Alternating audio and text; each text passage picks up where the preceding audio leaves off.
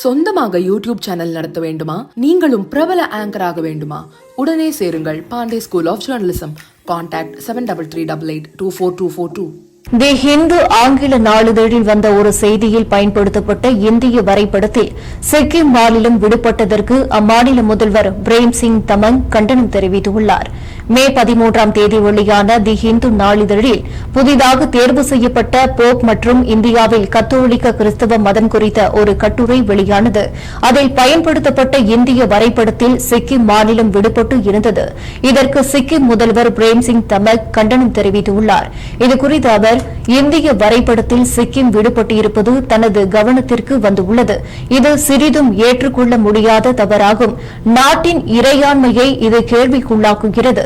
சிக்கிம் மாநிலம் உருவாகி 50வது ஆண்டு கொண்டாடப்படும் வேளையில் இதுபோன்ற செயல்கள் மாநில மக்களின் உணர்வுகளை புண்படுத்துகின்றன. சிக்கிம் இந்தியாவின் ஒருங்கிணைந்த பகுதியாகும். அரசமைப்பின் பிரிவு 371F படி சிக்கிமிற்கு சிறப்பு அந்தஸ்து கொடுக்கப்பட்டுள்ளது. தி ஹிந்து நாளிதழின் இந்த செயலை வன்மையாக கண்டிக்கிறேன். தேசத்தை பற்றி குறிப்பிடும்போது மிகுந்த கவனமுடனும் எச்சரிக்கையுடனும் செயல்பட வேண்டும் என்று பிரேம் சிங் தமங் கண்டனம் தெரிவித்துள்ளார். இந்நிலையில் தி ஹிந்து நாளிதழ் இதற்கு விளக்கம் அளித்துள்ளது.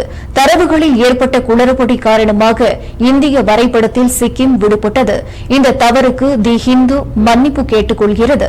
டிஜிட்டல் மற்றும் ஹி பேப்பர் செய்தியில் இந்த பிழை உடனடியாக சரி செய்யப்பட்டு விட்டது என தி ஹிந்து சமாளித்துள்ளது.